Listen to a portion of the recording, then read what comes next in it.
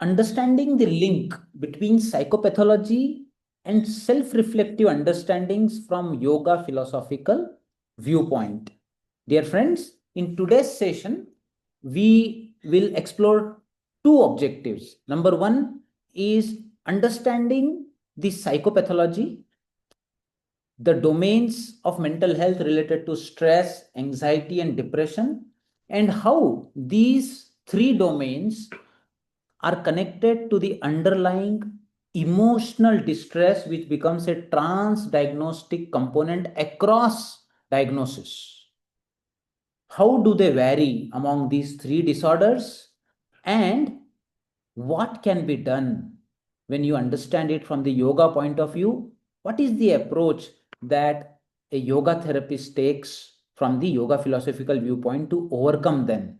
How yoga philosophy and practice becomes a tool for prevention of mental illness and management of mental illness. Today's class will focus on the very core of this issue. So I would like to begin the discussion by asking this very, very fundamental question. What do you think is the root cause of mental illness? Please unmute and share your views. People can raise hand. Yes, Vinuji, what do you think is the Yeah, root? ragas and dveshas. Yes. So Vinuji in two words has answered the question. Ragas and dveshas. Raga means that I have an emotion of wanting something and I cannot get it, I suffer. Dvesha is when I want to avoid something, I can't avoid it, I suffer. So Vinuji has answered it in two words. Anybody else would like to share any other viewpoint? What is the root cause of mental illness?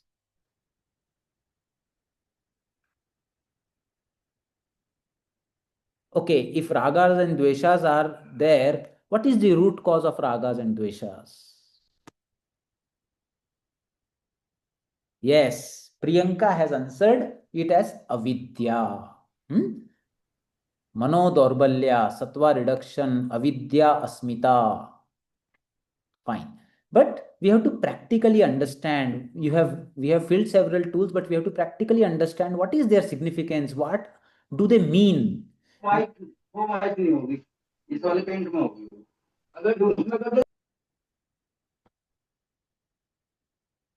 Okay, so let us see.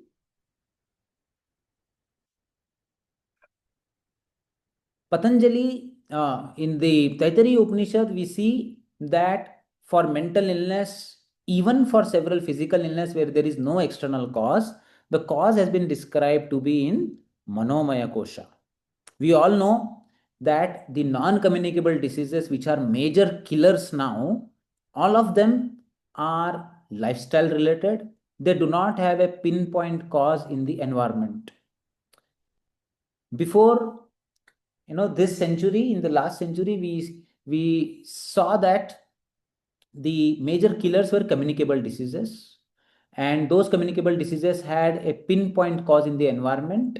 With the advent of germ theory, antibiotics were discovered, and modern medical science emerged as the winner in eradicating several infectious diseases. Correct? But then when NCDs came up, and modern medical science did not change the approach, tried to apply the same approach through which the modern medical science was able to solve the problem of communicable diseases on non-communicable diseases, then we reached our limitations. This reminds me of a story of an old lady. This old lady did not have light in her hut. It was completely dark. And she lost a needle. Then she came out and it was late night, and she started searching the needle outside her house on the roadside below a lamp post. She was searching rigorously. Then a man passed by beside the old lady and asked her, Amma, what are you doing? She said, I am searching for a needle. Then this person told her, okay, let me help you. Where did you lose it? She says, I lost it inside my hut. Then the person says, then why are you searching here? And she says, I have no light in the hut. It is completely dark. There is light here, no? So I am searching here. So in the same way, modern medicine does not know a way to turn inwards. Inside it is completely dark. So the needle has been lost somewhere inside. But because there is light outside, because we have instruments to measure what we can objectively see, we have been searching outside only. So modern researchers exploring single molecules to solve all the problems of all the NCDs are like this old lady.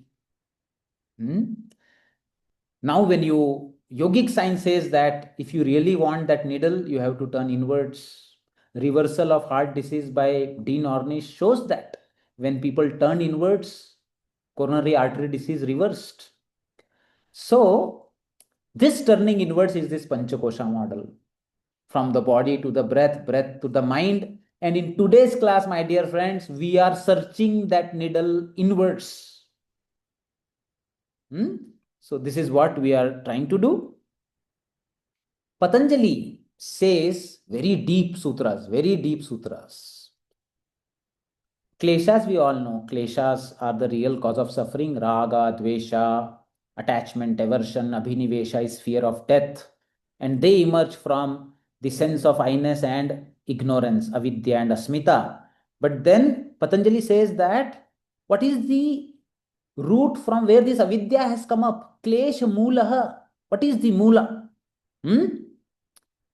Is karma ashayo, the karma that individual has been doing in this life and in all the past lives.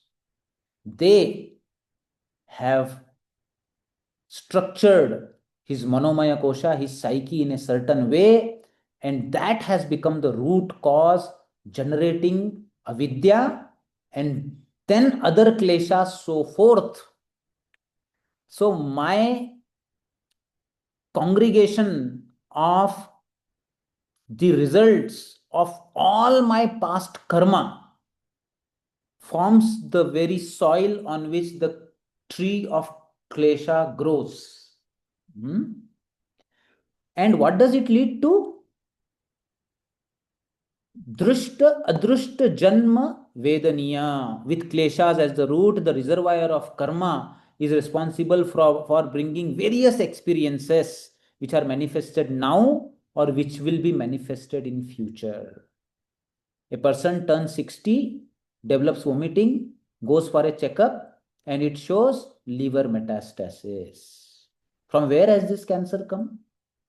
Patanjali says that it has come from the klesha mulaha karmashaya, the prarabdha with which the individual was born, and the energy for that cancer to come out has come from the structure of the klesha, the energy that was stored in the klesha that disturbed the pranic energy, and from that pranic energy, the tumor has come up in the body.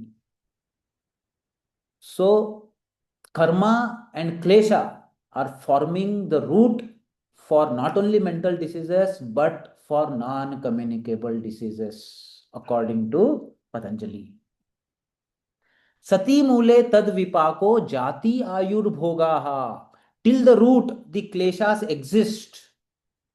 The karma will keep getting processed.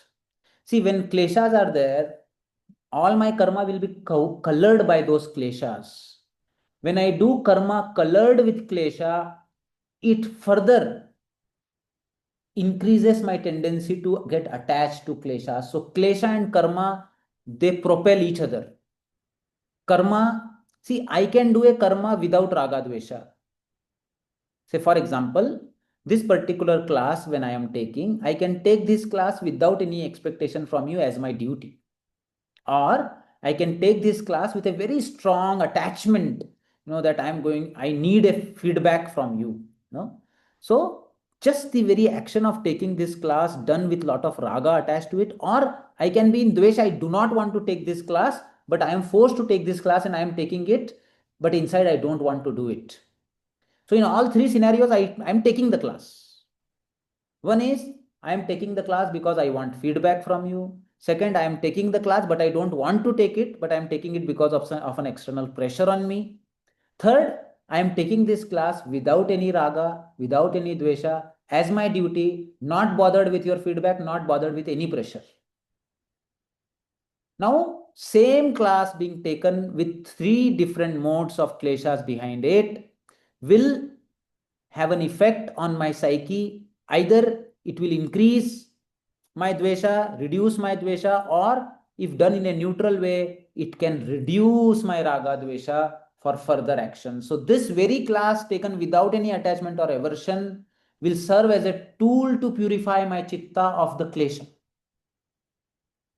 So same action can become a cleansing apparatus or it can become a binding apparatus, depending on whether we are mindful of the kleshas are attached behind the action or not. So if the kleshas are attached to action, then more klesha will increase, more actions will be colored by klesha. And if that is the situation with which we leave this body at the time of death, then that energy, inertia will decide your next birth, lifespan in the next birth, and what kind of experiences you are going to have in the next birth. Because this chain was continuous in the last life, you were born. You were born in a particular family. You have certain kind of parents. You have certain kind of siblings. That was not in your control. It was governed by some other force. That force, Patanjali says, is Klesha Karmashaya.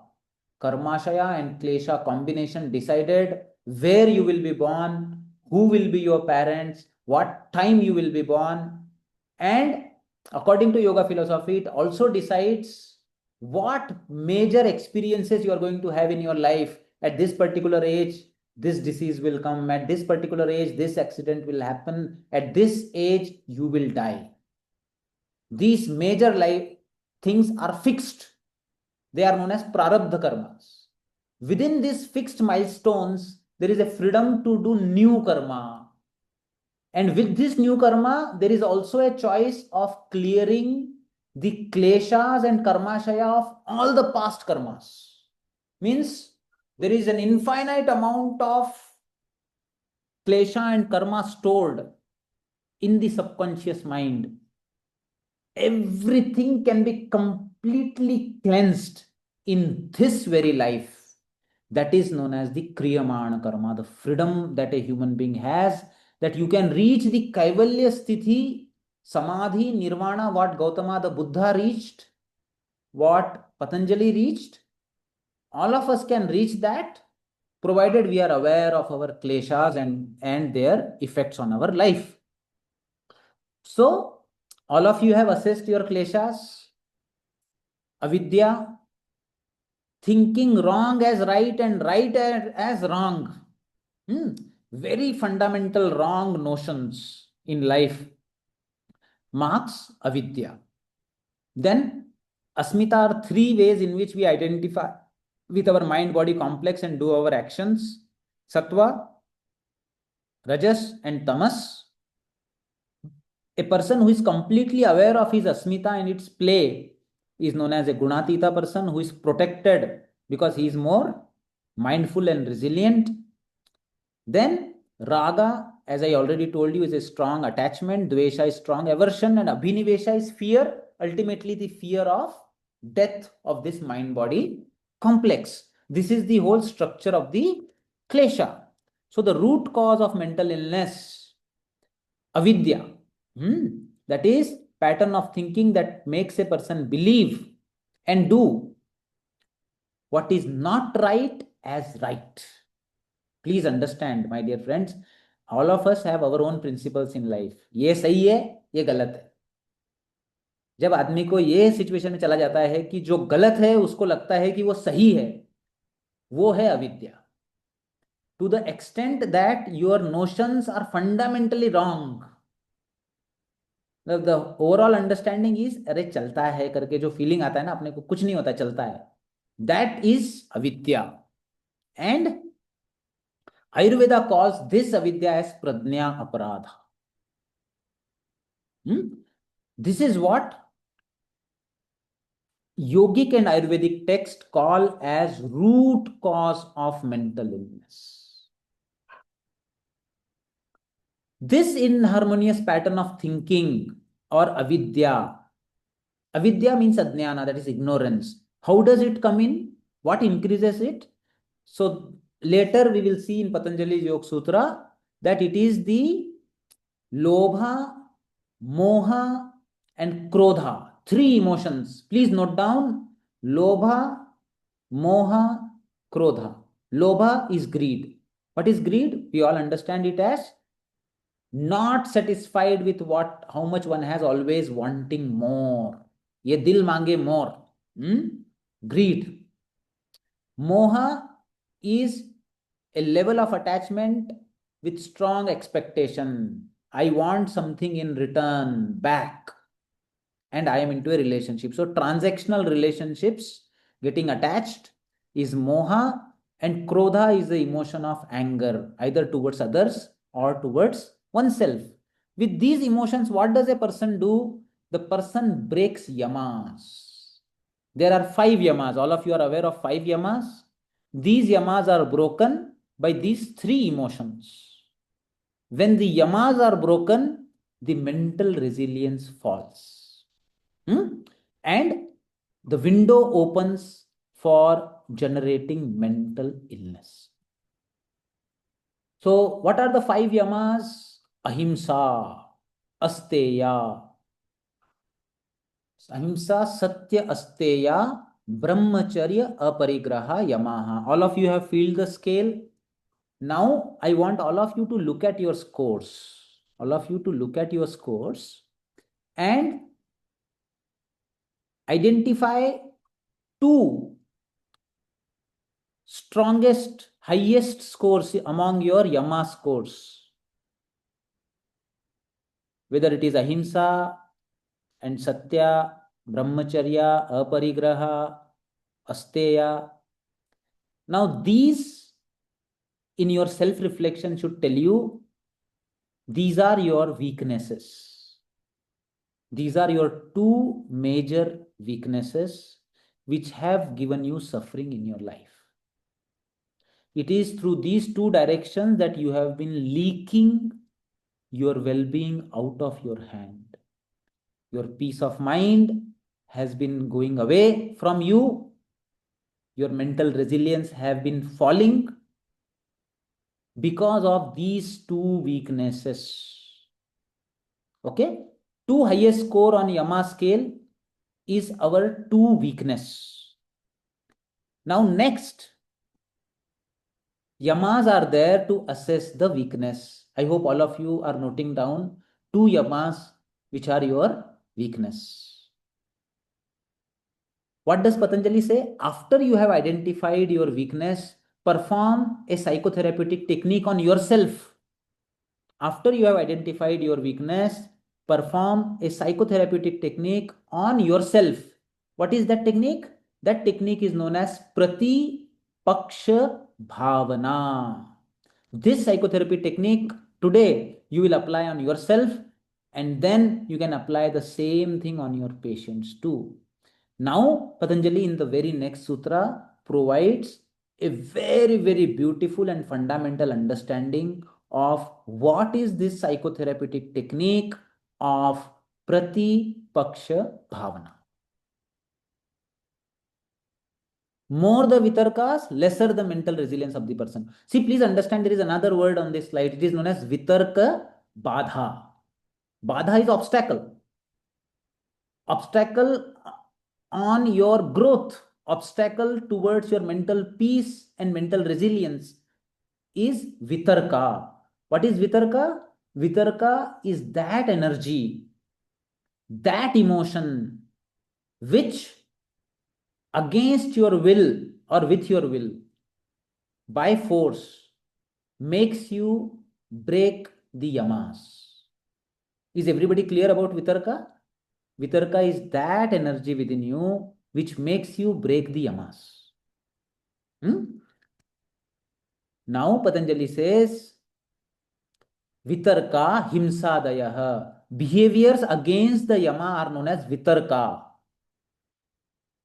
Patanjali says himsa adayah. It means asatya. Non-truth is a vitarka. Violence is a vitarka. No control over sense or sexual organ is a vitarka. Stealing is a vitarka. Too much possessiveness is a vitarka. Patanjali is saying vitarka, behaviors that happen against the yamas, happen in three modes: krit, karita, anumodita. Either you directly do an action and break the yama. I am standing at a signal, it is red light, nobody is watching me, I break the signal and go. Correct? Now what I have done is krit, of vitarka of what? Satya. I have broken the yama of satya, because truth was that my duty was that when red light is there, as a citizen of this country, I was supposed to stop at the signal. I broke the yama of satya by breaking the signal. That is known as satya vitarka. And how I have done it? I have done a krit, means I have done the action myself directly. There is another way of breaking the yama, that is known as karita. Karita is the person doesn't himself break it, but he provokes another person to break it. For example, in a house, in a family situation,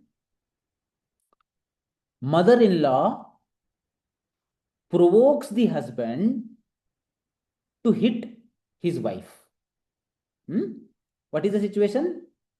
Mother-in-law has provoked the husband to torture the wife.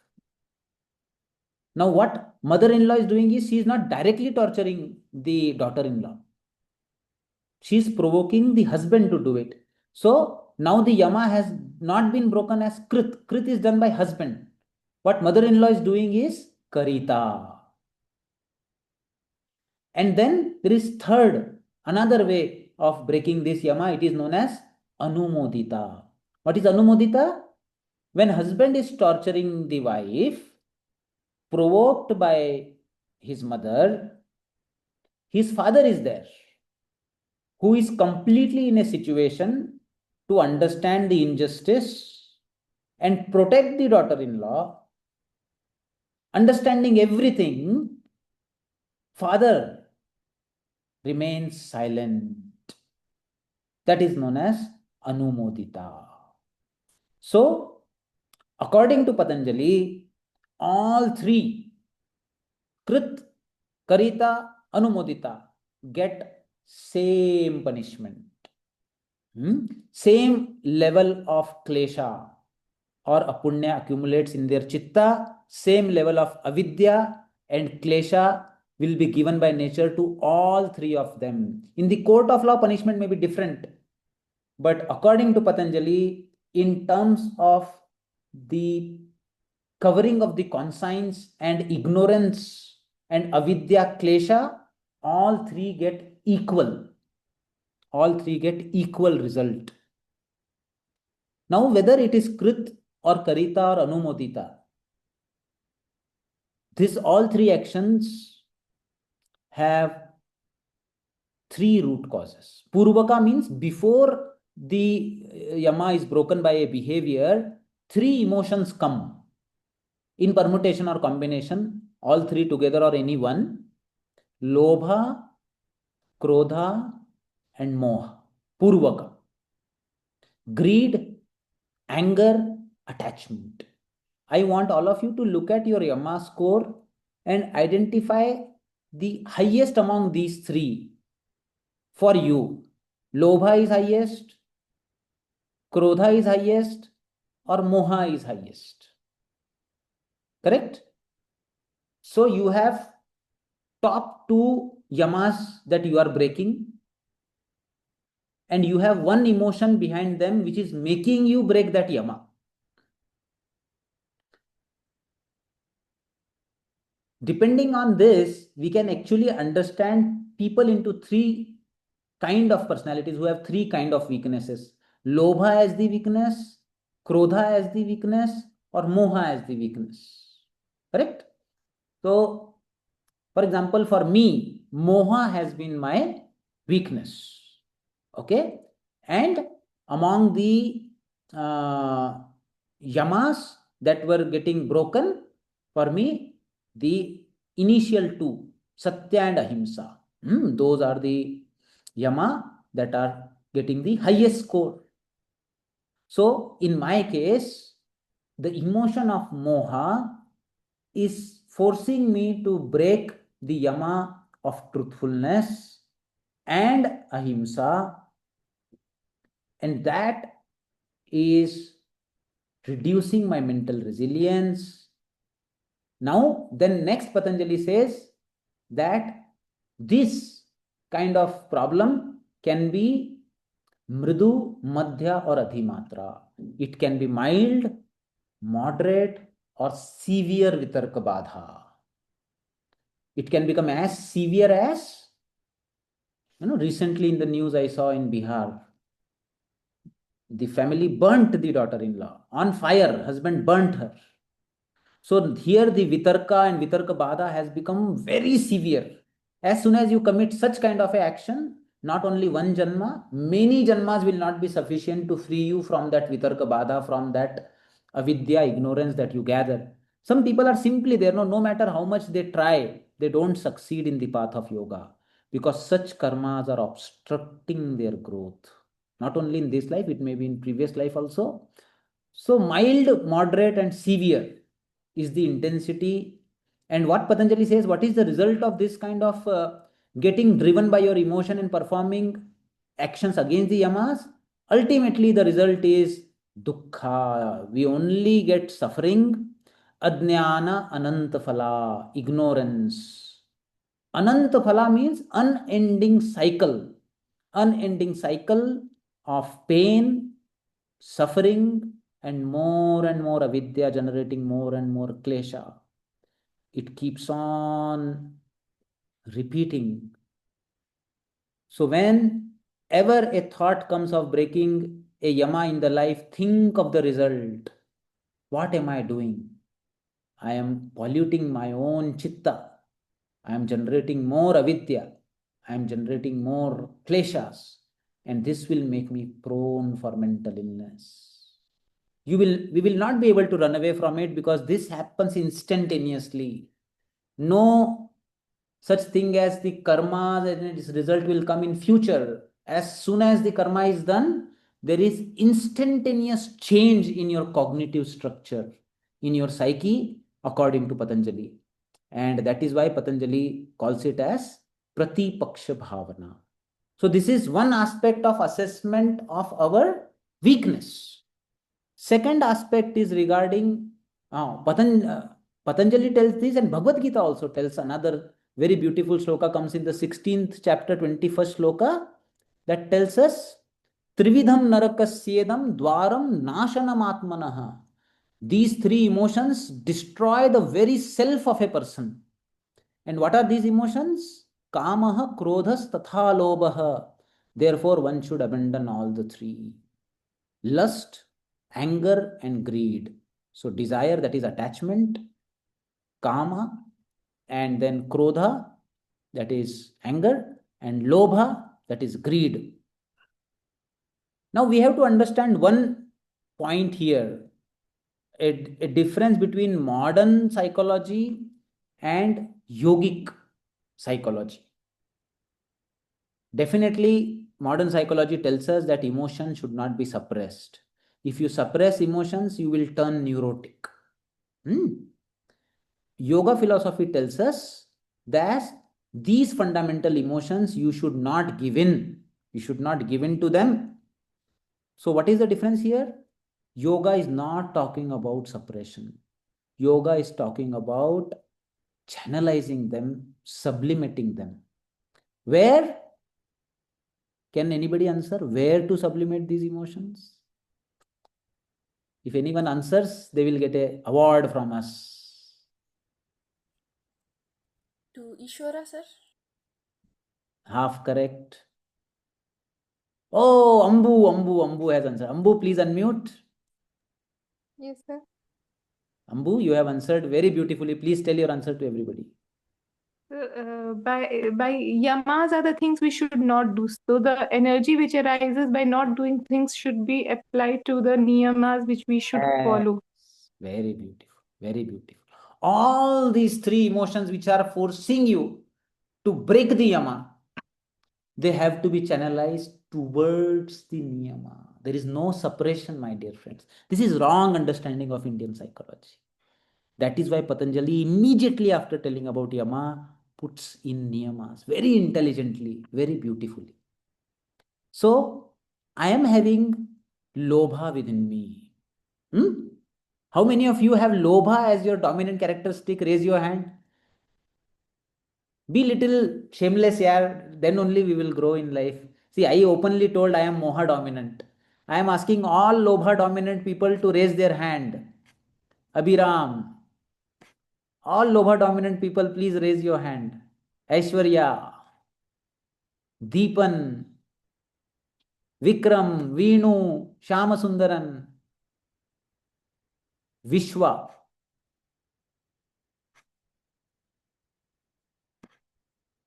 Neetu. Yes. So now understand this emotion of lobha. Hmm? Lobha is a very strong sense of attachment, no? आपने कभी बहुत कंजूस आदमी को देखा है, person who is कंजूस, मारवाड़ी बोलते हैं ना, no such thing as thing, लेकिन अगर एक ऐसे सेठ जी है, मारवाड़ी है, जो बहुत ही, जिनका मतलब कि पैसे में मन है, he is very attach to money. Marwari में एक कहावत बोलते हैं कि चमड़ी जाए पर दमड़ी ना जाए।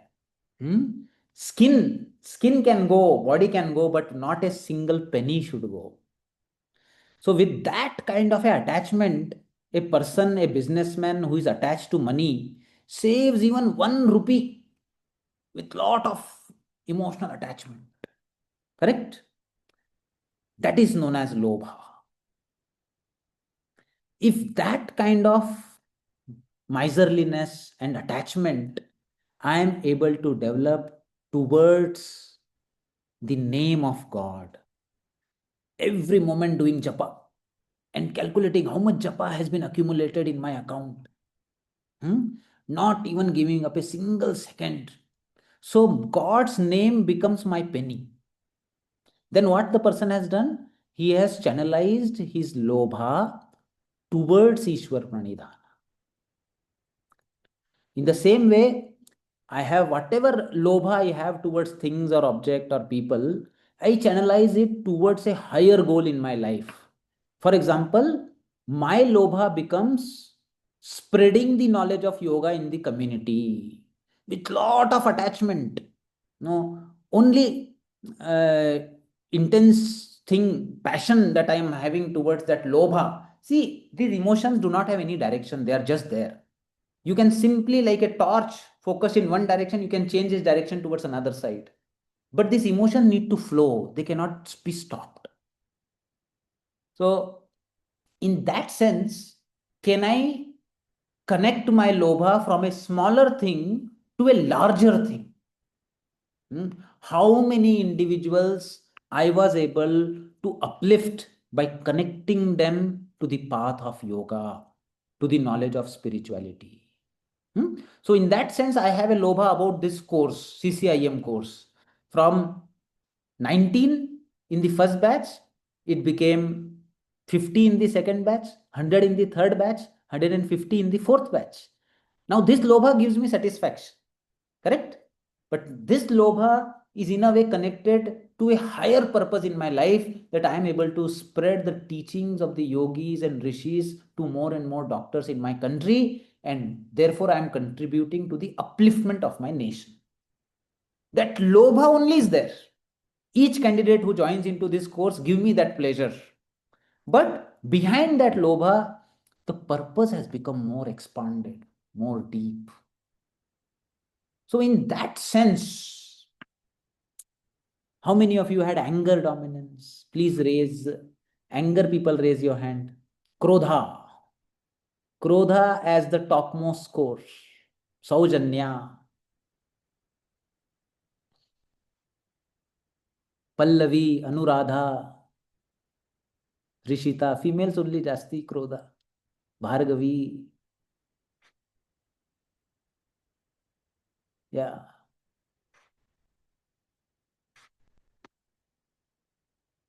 Sushmita, Mahavash, Ramani, Soumya.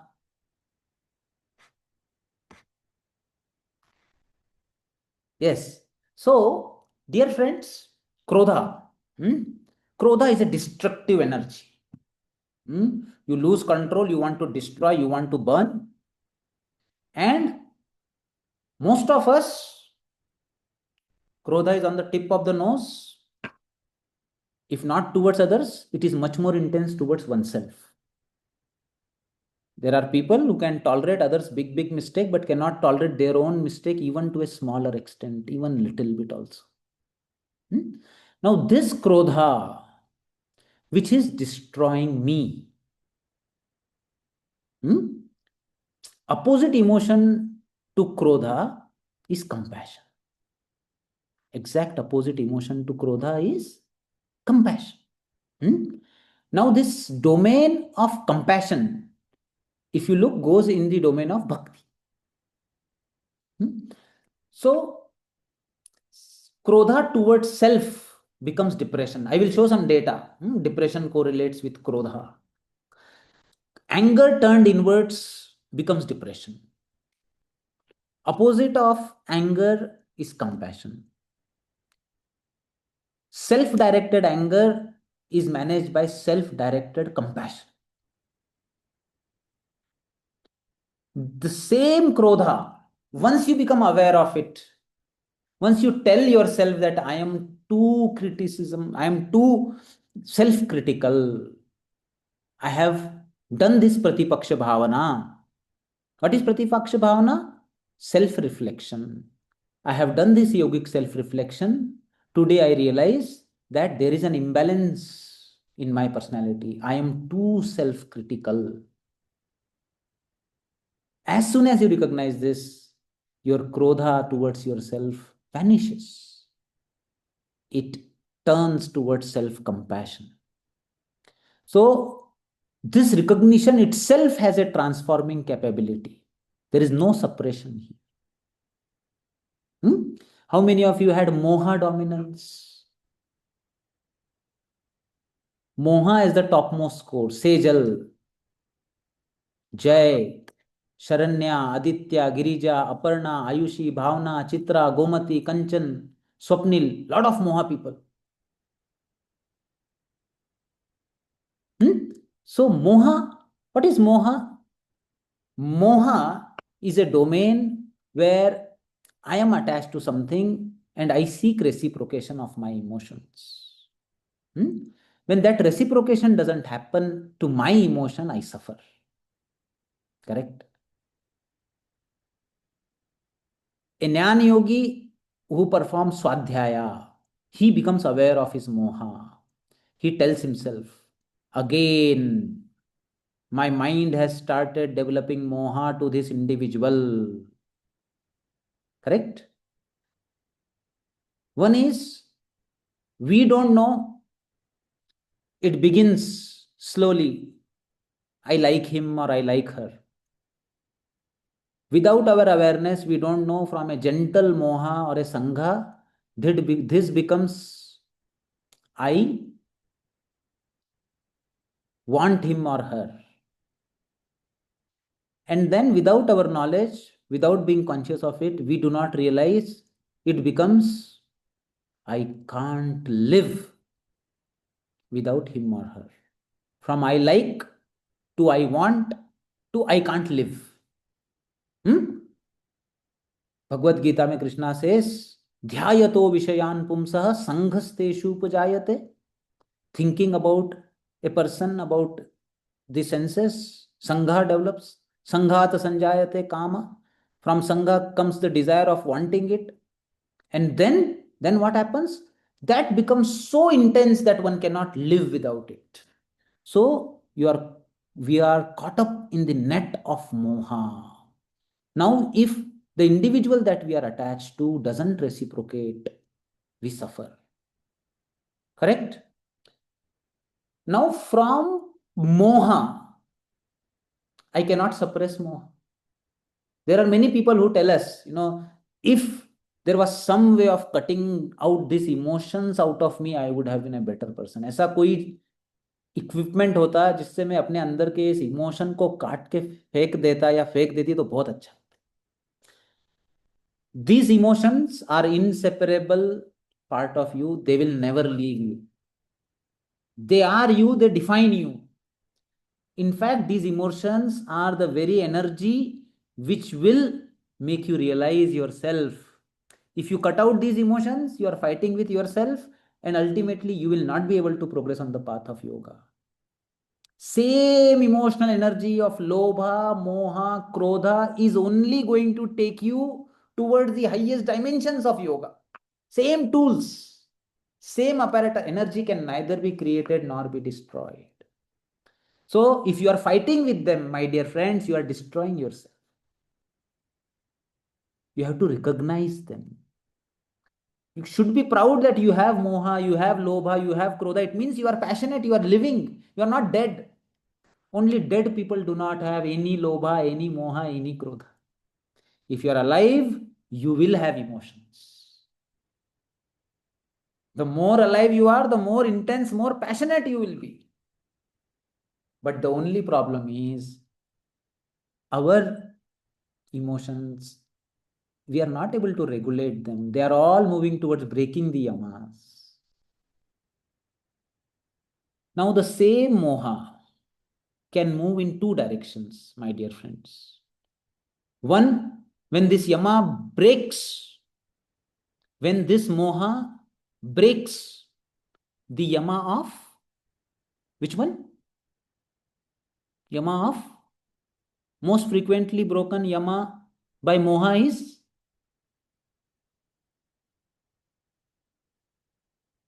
Chat box में बोलूं क्या? अपरिग्रह. सुपर या किसने जवाब दिया यार? Who answered? Sir, Shreyasi. Shreyasi, I want to clap for you. Very good. Aparigraha. Aparigraha is the most frequent yama broken by moha. Now, what is the practical implication of this scenario of a personality who has high yama and high aparigraha vitarka? Toxic relationships, they call it like that nowadays. क्या होता है relation में? What happens? I am attached to a person. I like, I want, I can't live without. It means the way a person addicted to drugs becomes addicted, or a person addicted to alcohol, heroin, person gets addicted to another person, loses all the dignity.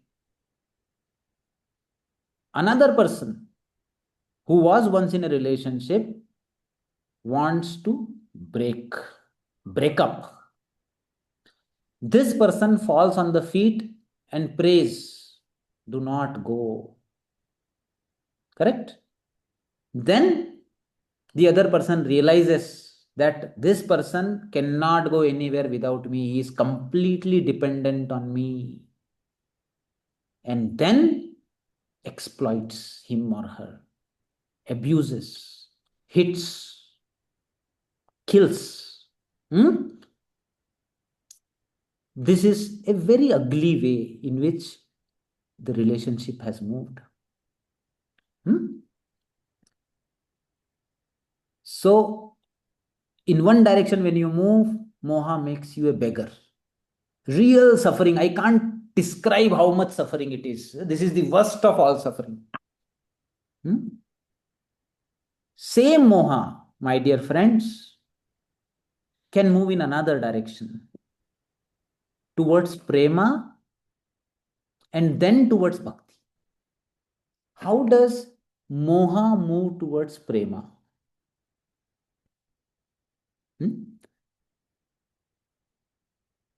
In prema, can anybody tell me the difference between moha and prema? Kanchan? Prema. Yes. Prema is selfless. Yes. And moha is selfish. where we want in return. Beautiful. Shreyasi, can you give me one example where in a human relationship where there is no moha, only prema? Uh, a mother and her child. Mother and a child. Yes, Usha? Yes, mother uh, who can do selflessly to their children, to her children. Yeah. Mother and child, but that also there is a star, condition supply. Especially that love of mother comes towards a child when child is in that age range, when child is completely surrendering to the mother. Like from the time the child is born till 5, 6 year of age. Child has no other shelter than mother. Everything is mother, completely dependent for life and death on mother. Then that selfless bhava that comes from the mother, that she can die for the child, and only thing that matters for the mother in that phase is growth of the child, happiness of the child, well-being of the child, no matter how much she suffers. So in love, my dear friends, there is only one thing: you. I love you, so what matters is you, your happiness. You should be happy. I am happy in your happiness. Even if that happiness demands that you move away from me, I am happy in your happiness. Are you happy going away from me? Go. My prayers are with you. You will always be in my heart. Go. So हम दिल दे चुके सनम movie में वो अजय देवगन क्या करता है, वो ऐश्वर्या राय को सलमान खान के पास लेके जाता है. सो दैट इज प्रेमा. नहीं तो मोहा में एकदम आप देख सकते, मोहा में मतलब we see this in newspapers, no? Husband sees wife with somebody, beheads her and takes the head to the police station and tells I loved her. So ये मोहा, ये लव, ये प्रेमा नहीं है. This you have fallen from human state to animal state. Not even moha, it has gone to animal, destructive. But this is how people misunderstand their aparigraha as love. The more possessive you are, the more you love. No, this is very ugly. In love, you give freedom. So this is another way कि आप from moha you can move towards prema. Prema is only one way, 50%. I love her or him. That's it. Finished. Whether that other person reciprocates or not doesn't matter for me. My loving is my satisfaction. Then from prema, person moves towards bhakti. Can anybody tell me the difference between prema and bhakti? प्रेमा और भक्ति में क्या फर्क है?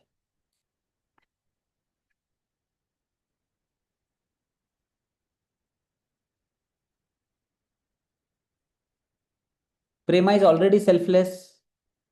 So what happens when bhakti comes in? Surrender. Surrender. How does practically prema turn into bhakti? Radha and Meera. Lopa of self. Selflessness has already come in into prema. Prema में दूसरा है ही नहीं, only one. If there is little bit of, even if there is little bit of tendency that I have given so much, I want at least this much, then it is not love, it is moha. Look around you, all your relationship, everywhere is moha. Everywhere it is contaminated. Can you really anywhere reach that state where no matter that the other person does not reciprocate at all, but you still keep giving? That kind of a state requires lot of strength, emotional strength, patience. Wonderful. Jay has answered, bhakti is only towards one. You want nothing out of bhakti. So what happens is, in bhakti, the outer physical form, then the psychic structure of the person start dropping. In bhakti, you start connecting to the very core of the individual that you love. And then you start realizing that what I love about this individual is not his physical or psychological form or his nature, because even if his form changes, दुबला था मोटा हो गया तो प्यार बदलता नहीं है. Even if his nature changes, अभी ज्यादा गुस्सा करने लगा तो प्यार कम हो गया, ऐसा नहीं. What is it that I love about this person? When this person died, see, I love somebody, and when that somebody leaves the body, I will not keep that body more than 24 hours. Then we say that the person who was there in the body is gone. The one I loved has left the body. So whom did I love? What is it that I loved? So when you go to the very core of that individual, you start realizing that I actually loved the divine spark in that individual. And that divine is playing hide and seek with me in many more directions, in many more ways. That is how the moha of the gopis towards Krishna. In the beginning, they wanted a response from Krishna. They wanted Krishna to only pay attention towards them. Slowly, as they evolved in their path of bhakti, from moha, when they reach prema, then they started saying, no, no, no, Krishna, if you are happy not looking at us, don't look at us. You look towards Radha, you look whatever you like, you should be happy. Then from prema, when they reach bhakti, then they started seeing Krishna in trees, in sun rays, in the cool breeze of air that was blowing. Even Majnu, who loved Laila, reached that state. जब मेरा महबूब खुदा बन जाता है, your beloved, if you are not able to marry, becomes divine. If you marry, then it becomes reverse. It starts with bhakti. The relationships, when it is a new relationship, it starts with bhakti. Everywhere I see you, I feel that all the time you are looking at me. Whatever action I do, I feel that you are looking at me. Then they get committed. Then from bhakti, it becomes love. Only you matter, your happiness matter. Once they marry, then it becomes moha. I am doing so much, what are you doing? You are growing so much in your profession, what am I doing? Competition, jealousy, ambition, everything. So reverse होता है, जितना पास आते जाते हैं उतना reverse होता है, इसलिए थोड़ा ब्रेक देना चाहिए. ज्यादा मोहा हो गया तो 3-4 महीने का ब्रेक दीजिए, फिर से भक्ति बन जाता है. फिर से प्रेम आ जाता है उसमें. सो भक्ति, prema and moha, they are inversely proportional to sense connect. More the sense indulgence, more you move towards moha. Lesser the sense connect, if you are lucky, you will not be able to marry the person you loved. If you are lucky, you will not be able to marry the person you loved. Then your moha will become prema. You will pray for that person's well-being. And then, if it is real prema, if you have really offered yourself, your prema can become bhakti also. You can start feeling your beloved. I look at the moon, you look at the moon, moon में भी हमें हमारा प्यारा दिखता. So it is like it starts spreading beyond the human boundaries. That is known as bhakti. So same moha can move in a direction of breaking the yama and becoming very ugly, toxic relationship. And same moha can move towards prema. Radha and Krishna also fight in Vrindavan. But their fight is, or in Ramayana, you see there has been a fight between Rama and Bharata. Was there a fight between Rama and Bharata in Ramayana? Jai Kumar, are you aware of this fight between Rama and Bharata in Ramayana? No. Swaroop sir, are you aware of this fight between Rama and Bharata in Ramayana? Not sure, but I can guess. Maybe Yes. each other they wanted to give that yeah, throne to the other person. Bharat, keeping the feet of Rama on his head, he came to jungle. And then both of them were fighting each other. You become the king, you become the king. So this is when I love you, and only thing that matters for me is your happiness. And if you are very, very lucky, you get into a relationship with another person for whom also what matters is only your happiness. And then both of you are into that cute Leela, Prem Leela, where you are fighting with each other for each other's happiness. There is nothing more beautiful in life, my dear friends, apart from this. So, this is the way moha, lobha, krodha, no suppression, sublimation, evolution, ultimate mental resilience. When your heart is melting in prema, no negative emotion, no negative thought, no anxiety, no depression can touch you. Your mental resilience is unshakable. When you are getting tears of joy, tears of love for the divine in your eyes, my dear friends, you will have ultimate mental resilience. Nothing will be able to touch you. So this transdiagnostic emotional distress assessment is missing in modern psychiatry. This is what we have been exploring in the Department of Integrative Medicine. We will take questions at the end.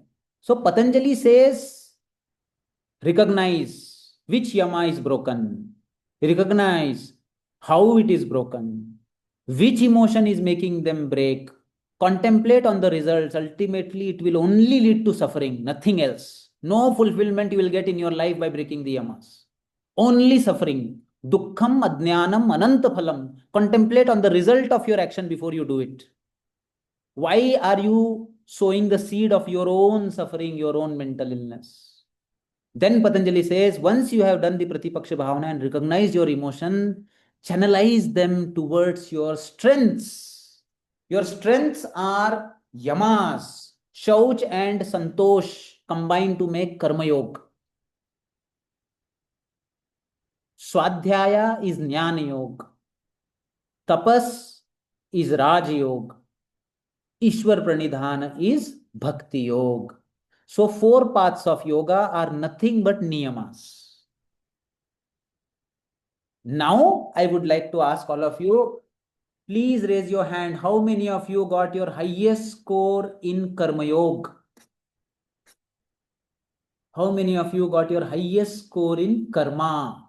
Bhavyati, Dhaval, Rohit, Ramani, Girija, Aditya, Srishti, Sejal, Rishita, Shama Sundaran, Sharanya, Bhargavi, lot of people, Sarojini, Vishwa, Meghna, Anuradha, Deepan, Abhiram, Aparna, not Abhiram. So, karma, my dear friends, your strength in your life is to give your life towards uplifting others. Removing others' suffering is what cleanses your chitta, brings divinity from you out. Can you channelize your lobha or krodha or moha towards uplifting of the society around you? Become angry when you see somebody suffer and take a vow that with all my energy, all my passion, I will not allow any orphan in my area to suffer. I will not allow any old person in my area to cry. Become angry on these issues, injustice in society, people suffering.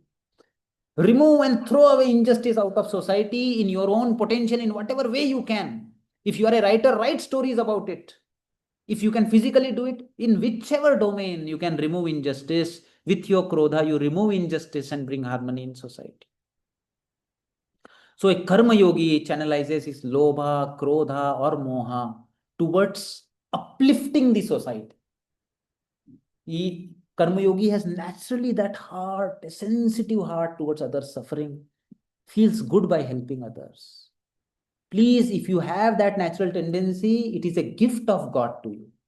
You have been having that genetic tendency from your past janmas also. This is your strength, my dear friends. Why are you not actively doing that? Why can't you maintain a diary writing 5 acts of karma yoga done every day, consciously, anonymously? Do not reveal yourself. Otherwise, the benefit of chitta cleansing will not be there. It will become a rajasic karma. It will not become a gunatita karma. If your name is revealed, if people are praising you for your goodness, it will become a rajasic asmita and become a part of klesha. If you are anonymous in your good action, it becomes gunatita. I will show you the data how gunatita is a protective factor against stress, anxiety, depression, all of them. Second domain is karma can also become a tool to take you towards bhakti. Please understand one thing. In majority, there are two paths, jnana and bhakti. Karma slowly starts with uplifting the society, contributing towards that, and over a period of time, person shifts his attitude from uplifting the society to doing it for the divine. Doing good only to others, but not even for the sake of those people, but for the very source of creation who created this creation. Yatah pravrittir bhutanam sarvam yenam idam tatam swakarmanam tam abhyarcha siddhim vindati manavah. Story of sage Kaushik in Mahabharata, it comes. A sage who has been meditating for 12 years, drinking only few drops of water in a day, few grains of rice in a day, does so much tapas with the Guru given mantra. He's a Raj Yogi, of course. He reaches a state where simply by his gaze, so much of tej that if he looks at something with anger, it burns. So his weakness was krodha. He channelized that krodha towards his tapas. So once he was sitting below a tree in a mountain where he had been staying for last 12 years, he sees that a crow sits over his head on the tree and the bit of that crow falls onto his shoulder. And he looks at it with disgust and then angrily looks up towards the crow. Lo, within a few seconds, the crow burns and the ashes of the crow fall onto his shoulder. So he realizes that his sadhana has been successful and now the time has come that he should spread what he has got into the society for helping others. So what happens? This person crosses the river, comes down the mountain and goes into the first village. After 12 years, he's entering the village. He goes into the first house. He says lot of activity going on within that house. A household lady, house of a farmer, early morning, farmer is getting ready to go to the farm, lady is packing lunch. Her 2 kids are going to Gurukula, she is giving food to them. She also has a 9-month-old breastfeeding baby and she is very quickly making something. So this sage stands on the door of the lady and shouts, Bhavati Bhiksham Dehi. Then the lady quickly comes out, shows her hand for him to wait and goes back in. After 10 minutes, her husband goes out with tiffin. After another 10 minutes, one kid goes, then another kid goes. Then she starts making chapati for the sage. The 20 minute sage's patience now gives away. He shouts loudly, Bhavati Bhiksham Dehi. Then as soon as this lady is running, the baby breastfeeding, the 9-month-old baby starts crying. She rushes to breastfeed the baby. Takes another 5 minutes. Comes with bhiksha. And then looking down, she offers. Sage Kaushika, is burning with anger, red eyes. He doesn't take the arms and looks at her angrily. She doesn't look at him. She only says a few words. She says, Maharshi Kaushik, anger destroys siddhi. Please take bhiksha. I was doing my karma. I was busy serving my husband and my family. Please do not think that I will be turned into ashes like the crow that you burnt. I am not that kind of a crow.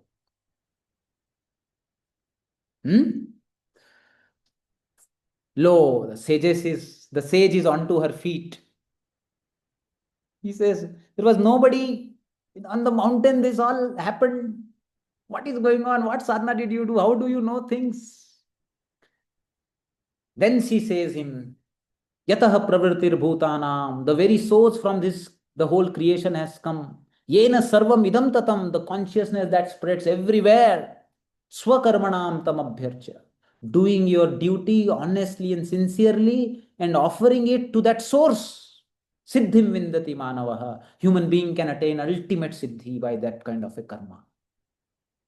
What you learnt in 12 years, I could do in just few years of karma yoga. So in that sense, my dear friends, no matter in what situation you are right now, you can become a Siddha yogi. You can have all the siddhis which Patanjali describes in Vibhuti Pada by just doing your action, not for anybody, but for the very source of this creation, dedicating it to that. That consciousness. So this is the inspiring story about Karma Yoga that comes in Bhagavad Gita. So can we channelize our emotions towards karma? How many of you developed the strongest path of you was the path of Jnana Yoga? How many of you got that? Jnana? Rohit, Ramani, Sarojini, Aparna, Vishakha, Bhavna, Ayushi, Vinuji. Vinuji, I think, got it for both karma and jnana. Deepan, Nandish, Rose, Vikram. Yes. So, what is the path of a jnana yogi? Jnana yogi, the guru of a jnani lies in his own heart. Guru of a jnani lies in his own heart. And jnani follows the path of Gautama the Buddha, Vipassana. As you breathe in, I am not the body. As you breathe out, I am not the mind. As you breathe in, I am not the emotion. As you breathe out, I am not the intellect. As you breathe in, I am not even this eye. As you breathe out, I am not even the observer of the eye. So transcending one by one, taking one step back, becoming a non-judgmental observer of everything. Neti, neti, neti, neti. Not this, not this, not this. Whatever has the nature of coming, staying, and going is not me. Whatever that changes with time is impermanent. I am not interested in impermanent. I am interested only in the one that stays, doesn't change with time. My own truth, my own swarupa. That is the sharpness of intellect. Jnana Yogi reads Nirvana Shatakam by Shankaracharya. Mano buddhi ahankar chittani naham nachagrana netre. So neither I am the senses nor the ego. I am not this. All these are fleeting thoughts and emotions. There are waves which are coming and going. I am beyond that. I am the sky watching these waves untouched. So with this approach of metacognitive awareness, awareness of the awareness, Jnana Yogi grows. Brahma Sutras are the text. Vivek Chudamani is the text which a Jnana Yogi should read. Whereas a Bhakti Yogi, how many of you got the path of Bhakta, Bhakti Yogi? Neetu, Sushmita, Girija, Ambu, Tejaswini, Auxilia, Madhavi, Anu,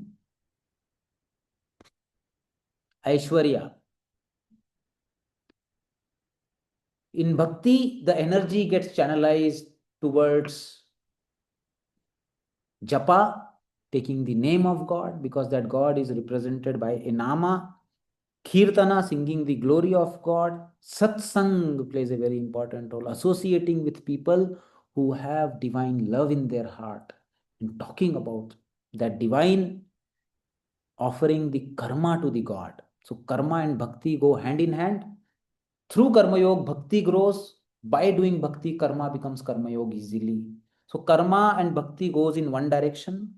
Raj yoga and Jnana yoga go in one direction. Hmm? How many of you got the path of Raj yoga as your highest score? Raj yoga, Pallavi, Jay, Gomati. Less Raj yoga, huh? Kanchan, Akhila. What is the approach that a Raj yogi takes? What Raj yogi does is, Raj yogi likes disciplined lifestyle. Raj yogi adopts techniques of yoga. He explores several techniques of yoga, find out the most suitable mind body techniques for himself, and spends a dedicated time every day. The sutra for Raj yogi is Aham Brahmasmi. I am the ultimate, and I am able to reach by my nature through my own hatha, through my own willpower. I will be able to achieve that kind of a state. So it begins by systematic practices for years together, and through those practices, slowly Jnanodaya happens, and Raj Yogi starts moving more towards Jnana. Okay. Niyamas are there to assess the strength. So in my class so far, I have understood my weakness as which yama I broke. I have understood my weakest emotion, and I have also understood my strength, where my weakest emotion has to be channelized. If I do this, I am actually doing a preventive psychiatry. I am preventing, not only preventive psychiatry, prevention from all the diseases, all kind of sufferings in life. So this is the question that I already asked you.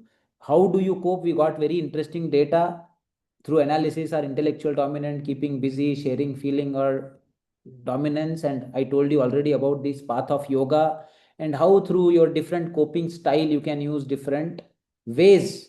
For Jnana Yoga, second chapter of Bhagavad Gita. Raj Yoga is Dhyan Yoga, that is sixth chapter of Bhagavad Gita. For Bhakti, from 9th to 12th, that range. And Karma Yoga is 3, 4, and 5. Every day, just read 5 shlokas from these chapters. You will see a lot of transformation happening within you in channelizing your strength towards your emotion, towards your strength.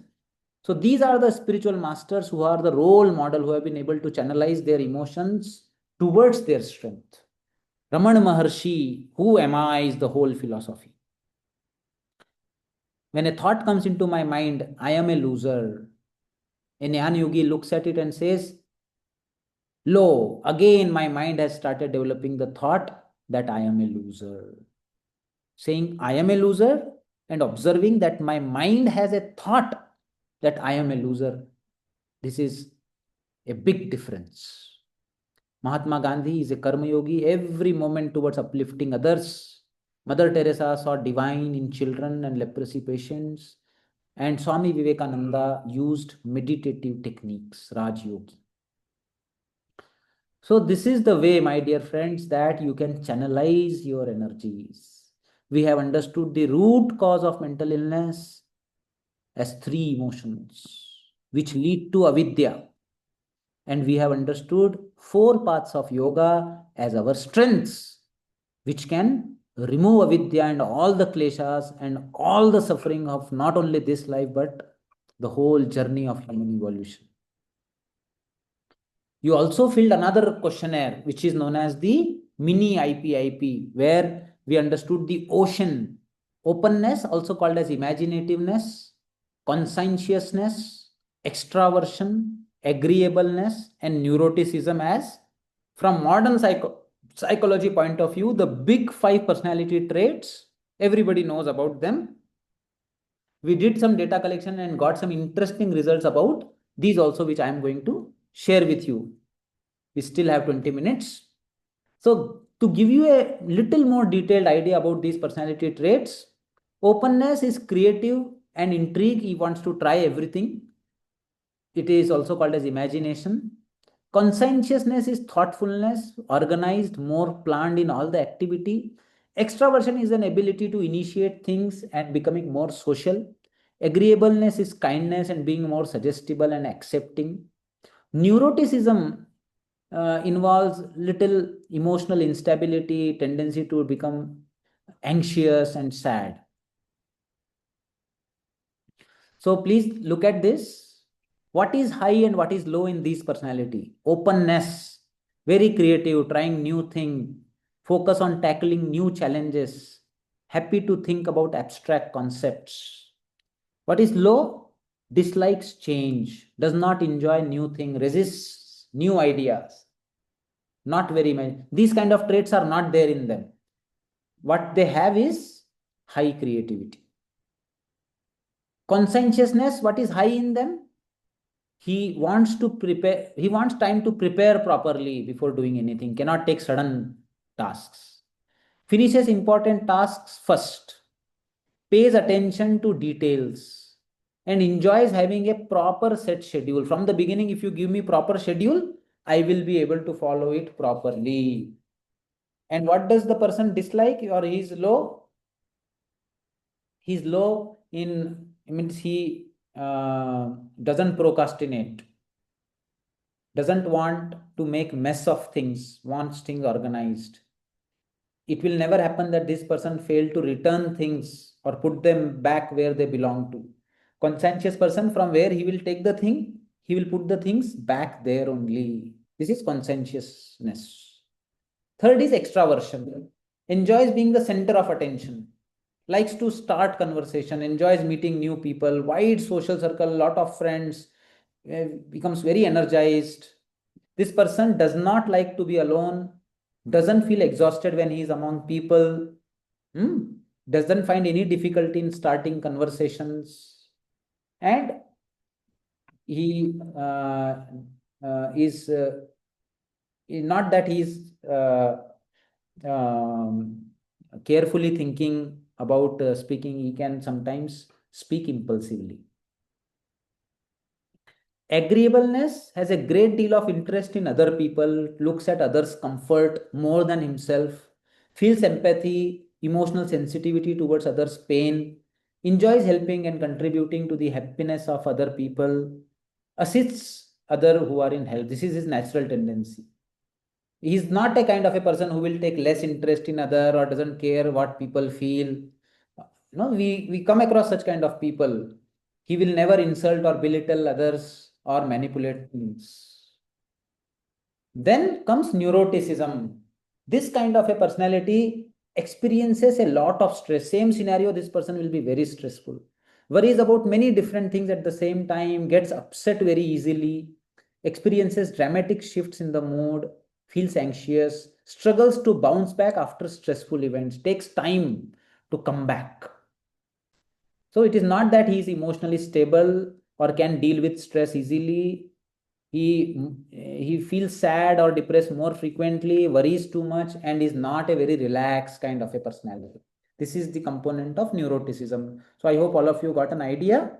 Now,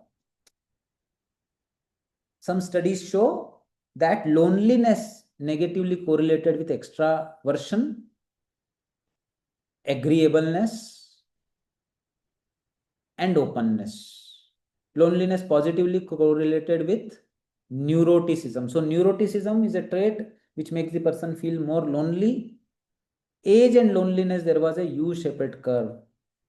So in the beginning, person feel lonely, in the middle age, they feel less, but later in the age, loneliness suddenly becomes exponentially more. Other factors that affect loneliness are being a woman belonging to low socioeconomic status, living in nursing home. Facebook use was positively associated with loneliness. more Facebook use, more lonely you feel. Okay, now quickly let me take you through the findings of our pilot study. I thank all of you to actively participate. 160 people filled the data. Mean average age is 29 plus minus 7.7 years. And as we see in the course, that is the major source from where the data has come. 72% female, 27% males, mean education, post graduation. The sample is predominantly female, young adult, primarily enrolled in integrative medicine programs, with most experiencing moderate stress levels. Average score level was under moderate category of people who are participating in this course. Now, let me show you the coping style data. How did people cope naturally with the stress? The most dominant one was sharing with loved one, probably because there are more females, I don't know. The second dominant one was isolation and deep analysis. Third was listening to music and connection with nature, which were of same percentage. Then we had getting busy in productive activity. After that was sleep, was prayer, then sleep, then none of the above, and physical activity was the least. It means people in this course are less prone to do physical activity. Okay. Then what else did the data show? When I looked at the path of yoga selected by people and what was the highest mean of this coping style of these paths, I observed that prayer was the highest coping mechanism for people who either chose the path of jnana or bhakti. This was a little surprising for me. I was thinking that people with Jnana Yoga will go with isolation and analysis. But people who had highest score on Jnana Yoga also chose to pray. Probably they were praying to the universal consciousness, not a defined fixed God. And also, I observed this was very clear, getting busy in productive activity rather than Karma Yoga, it went with Raj Yoga. People who are more run towards systematic practice of each path of yoga, mind body techniques, they are the people who want to get busy in more productive activity. It means it shows that those who have a tendency to have a disciplined lifestyle, start their session with yoga practices or hold on to mind body practices, they are the people who are actually able to contribute more productively towards bringing output in their actions. And surprisingly, people who had higher tendency to mark Karma Yoga as their highest score were the people who are more physically drawn, means they coped by physical activity more. So physical activity and Karma Yoga are going together. People are attached to activity domain. Bhakti, of course, is prayer. Along with this, I observed that neuroticism was common in people who coped by sleeping. So people who are anxious, who are more having those neuroticism tendency in their personality, coped by sleep more. Whereas people with extraversion had no particular way of coping, and they were least score was isolation. That is understandable. Also, in the coping style, we observed that conscientious people, very organized kind of people, liked coping by connecting with nature. Now, let us look at the data, the relationship between klesha versus mental health. What is happening here? Very interesting findings, very interesting findings. First, I want all of you to focus on the last row, the stress. Perceived stress scale showed a very strong correlation, my dear friends. 0.59 is very strong. With what? Avidya. Avidya klesha became the strongest predictor of stress levels. More the avidya, more the stress. Then the next strongest predictor for stress was abhinivesha, means fear of death. After that, we had more than raga, dvesha. So I become more stressful when I have to go through something which I don't like than not able to go through what I like. Please understand this. I become more stressful when I have to go through something what I don't want rather than not able to go through what I want. So that makes us more, dvesha makes you more stressful. Very interesting.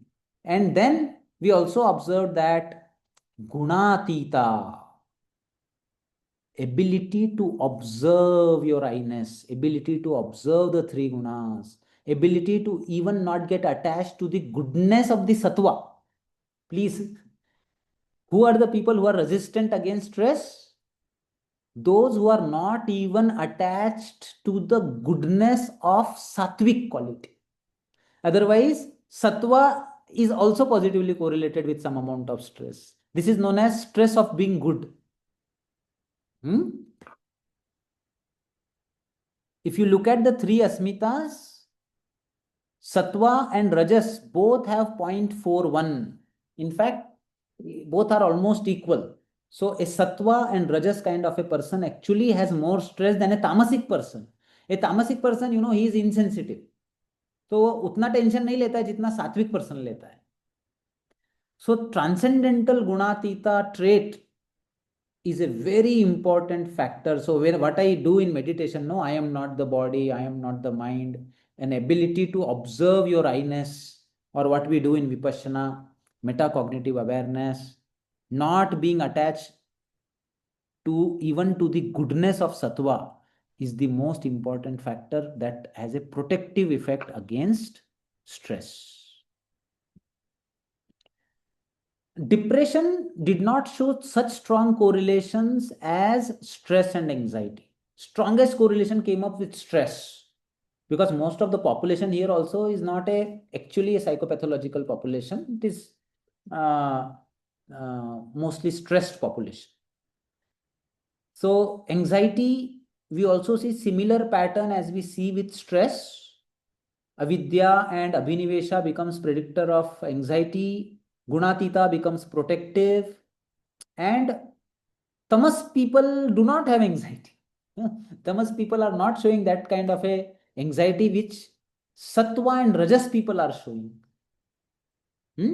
Tamas is more lethargic, procrastinate, and those. I was expecting a positive correlation between tamas and depression, but that didn't happen.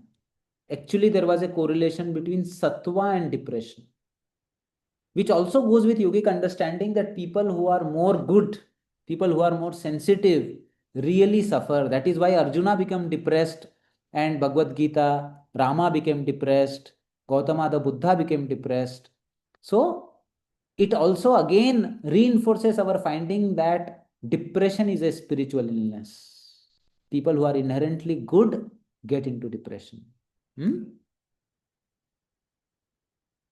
Then what happened to the vitarka badhas, breaking of the yamas in this different disorder, and the emotion quotient?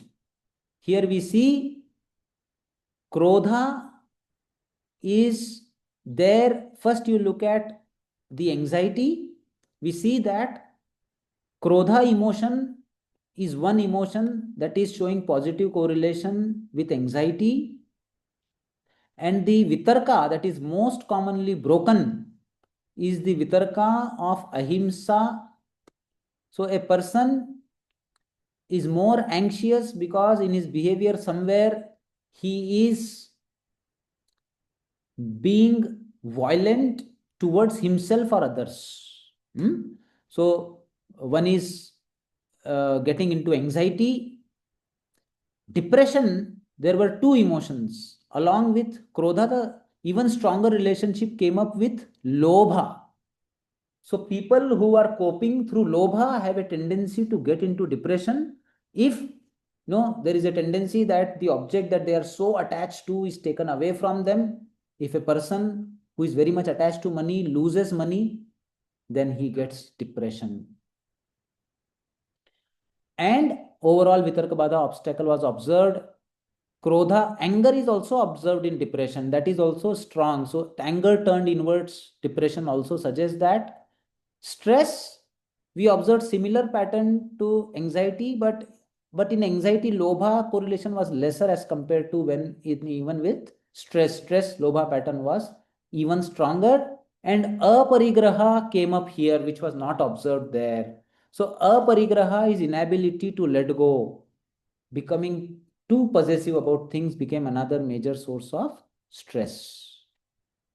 Then yoga paths and mental health. Please see that people who followed Raj Yoga, systematic practice of mind body technique, had a preventive negative correlation against anxiety. Raj Yoga correlated negatively against anxiety. What does it mean? It means people who have a tendency to cope from stress using mind body techniques are less anxious.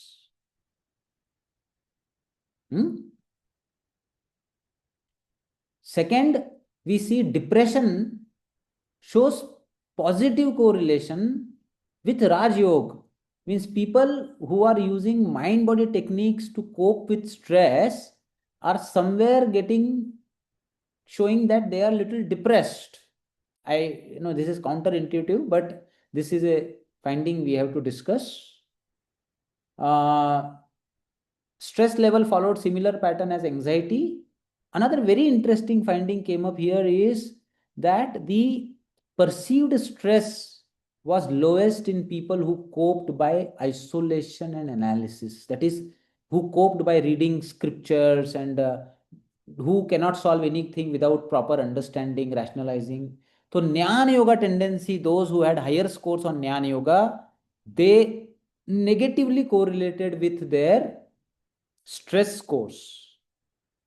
So Raj Yoga protects against anxiety and Jnana Yoga protects against stress. That was observed. Whereas for Bhakti, we did not see any kind of relationship.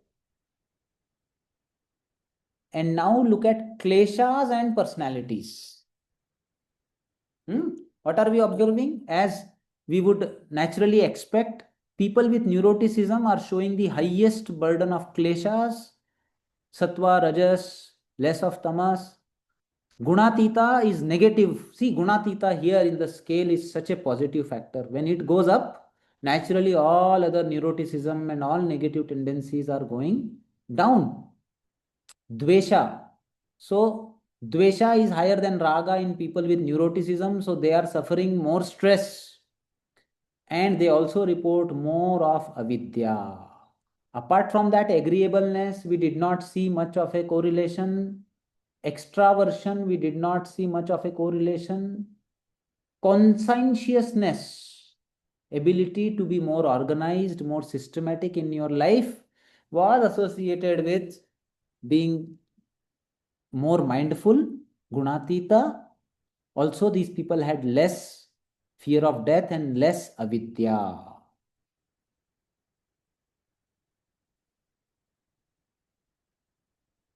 And if you look at the Vitarka Badha and different kind of personalities, you see that neuroticism people show lot of krodha and lobha. They also show loss of breaking of brahmacharya, breaking of aparigraha, and overall obstacles. Conscientiousness was protective against the kleshas. Negative correlation with Satya Vitarka, they are always truthful mostly. They don't steal, they are more able to regulate their senses, and overall obstacle is also less. With openness, we see ahimsa. Vitarka was positively correlated, means people become so open that they become impulsive, and in that sense, they may be hurting themselves or others. Brahmacharya is because they are more explorative, the senses may go out of control and they become more possessive also. And this shows the relationship of yogic paths of coping with big five personality traits in psychology. Very interesting finding. Jnana Yoga correlated negatively with neuroticism. In big five, neuroticism is tendency to get anxious, unstable, overwhelmed. That was less if the person had higher score on Jnana Yoga.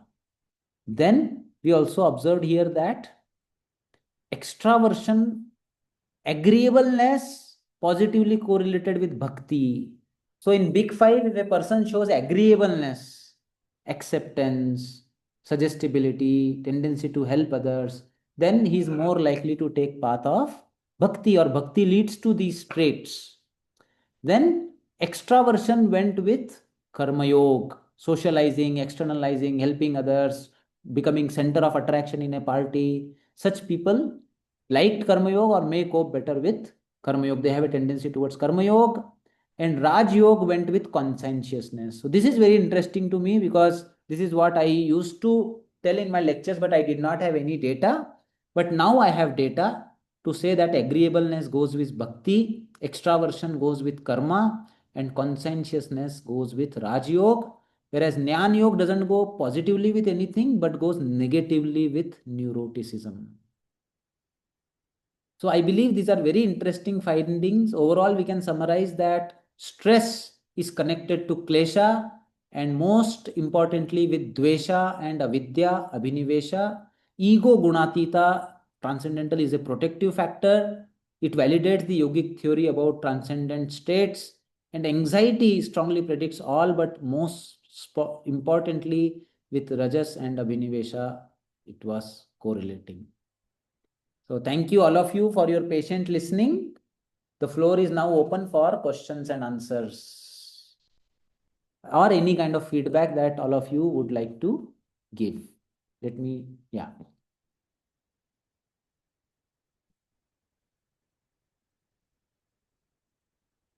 Yes. Yes, please. Vinu ji and then Ambu ji. I want to know that does Abhinivesh mean only fear of death or it can be fear of many things?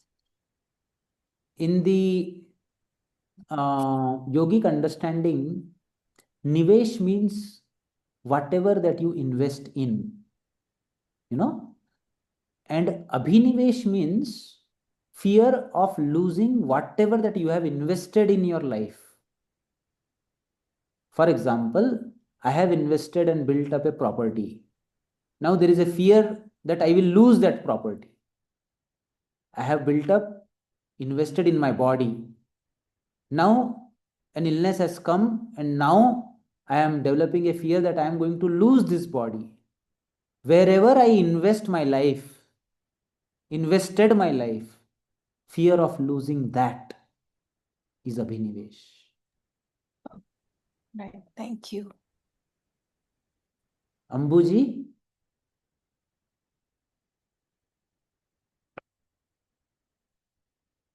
Ambu, you want to ask anything? Yeah, Ramita has asked a question. Let me see. How do we know what are in a state that we are in a state of avidya? Madam, this avidya score that has come into that scale, no, it is the score that has come from your responses in the klesha score, because avidya is understood as the very root of all the kleshas. So there is a particular calculation that has been done. Say, for example, when Patanjali says kleshas, Patanjali says avidya, asmita, raga, dvesha, abhinivesha, kleshaha. So Patanjali goes in the direction of these avidyas, starting from the most subtle going towards the most gross. So in that sense, the scores are also calculated based on klesha scores. Say subtlest is sattva asmita, whereas within asmita only the grossest is tamas. And then later, raga to dvesha, dvesha to abhinivesha, also they go from subtle to gross. So there has been a calculation, a technical calculation behind calculating those avidya scores. But they are a very strong predictor of your stress and anxiety, avidya. And gunatita is your protective factor, which is opposite to avidya. And main point that I understood from gunatita is the person who is able to rise above the attachment of goodness of sattva. Okay, next. I have got same score for Krodha, Lobha, Moha. So what does that infer? Yeah, it can come in various permutation and combination. It appears that the emotional distress that you are experiencing is being contributed by all three equally in your current state. And you may want to channelize what is the strength that you have got. So all the emotions have to be first merged together and then they have to be channelized towards your strength. So every human being has a different permutation and combination of these vitarkas and kleshas, and it may be possible that all three may be equal, but they may be low or high. So if it is within the 20 to 40 range, then it is okay. Anybody else? Any other question? Any other doubt? In chat, Hello? there's a question in chat, sir. Okay, let me see. Sir, which score we got high in Yama is our weakness. So if my score is high for aparigraha, how to? It means that you are becoming possessive. Your tendency, your passion is to hold on and not being able to let go. So that possessiveness, that attachment that you have towards objects of the senses, can you channelize that possessiveness towards some higher dimension in your life? So among the four paths of yoga, what is your highest score, Akhila? Where did you get highest in the four paths of yoga? Raj Yoga. So can you become attached and addicted to the practice of yoga, to the practice of pranayama, to the practice of meditation? Gunatita can go beyond, sir. The higher the Gunatita, better it is. The more higher, the better. It doesn't have that kind of a range. It can go up to 100 also. When it reaches 100, stress becomes 0. Anybody else? Sir, if karma yoga, Yes. yeah, karma and Raj Yoga, if these two dimensions have come equally, then you have a tendency to rise in both the paths together, where you spend time for yourself doing mind body techniques first, and then probably you can use these mind body techniques that you have learned, you can use them to uplift others. So are you a yoga teacher? Dhaval, do you teach yoga? Sir, I have asked that question. Kanchanji, are you a yoga Yeah, yeah. teacher? No, sir, I'm MD anesthesia MD practicing. anesthesia person. But I have got deep interest in spirituality. Madam, I think this course suggests that you yourself have a liking towards mind body practices, and you can help others also when you learn them. You Yeah, can so I'm become going to a come to Bangalore. you can become a meditation teacher or Yeah, something. That will I'm help your personality. First be I'm and planning a planning a visit to Niman, sir, you're afterwards. most welcome, madam. Just message me before you come. Yeah, thank you. Thank you, thank you, thank you. Yes, Sir, can I yes, ask question? yes, Aparna ji, please. What does Avidya score 50.4 means? 50% ignorance, 50% wisdom. Okay, thank you. Okay. So, why this is very unique is such exploration of human psyche in terms of emotions and kleshas has never been done before. This is taking Indian psychology to the next level. This is very subtle and much more advanced than the modern psychology. If you really apply this, no matter what diagnosis of your patient is, these two scales, three scales, klesha scale, yama scale, and path of yoga scale, you will be able to come up with a complete plan of what kind of self-reflection you want the patient to have, and then what to do with those recognitions, where to channelize, how to channelize. So, in a way, everybody says that yoga is a lifestyle. But what is that lifestyle? This is the answer to that question. Yoga is a lifestyle where you do not break the yamas that you break more often. Yoga is a lifestyle where you recognize what emotions are making you break those yamas. And yoga is a lifestyle where you channelize those emotions towards your natural strengths, towards niyamas. This, if you are able to put into your life, then you can say that I am adopting a yogic lifestyle. Doing half an hour of yoga in the morning is not yogic lifestyle. Okay?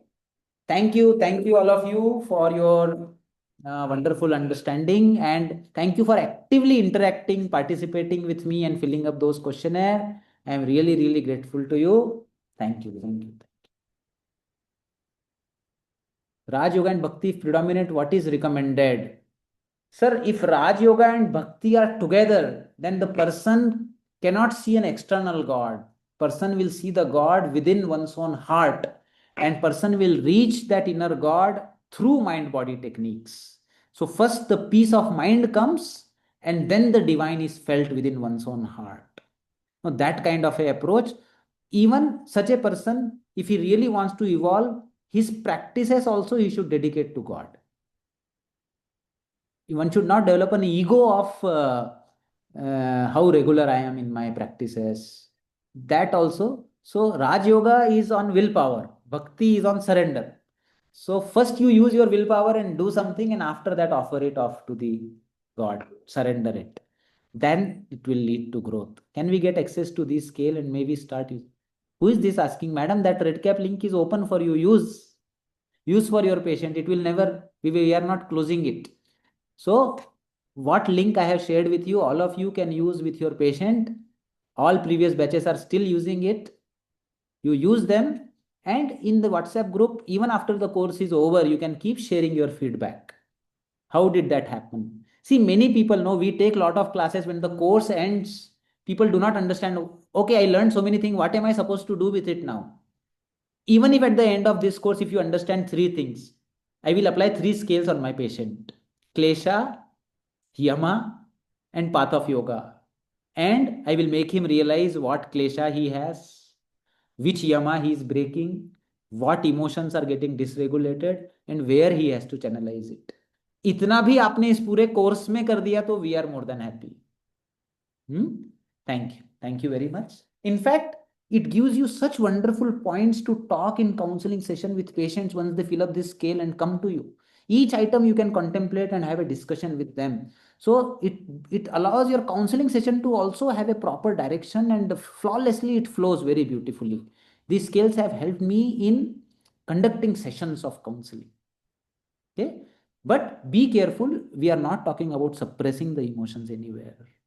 It is all very intelligent channelizing the energy, channelization. Thank you. Thank you very much. Namaste.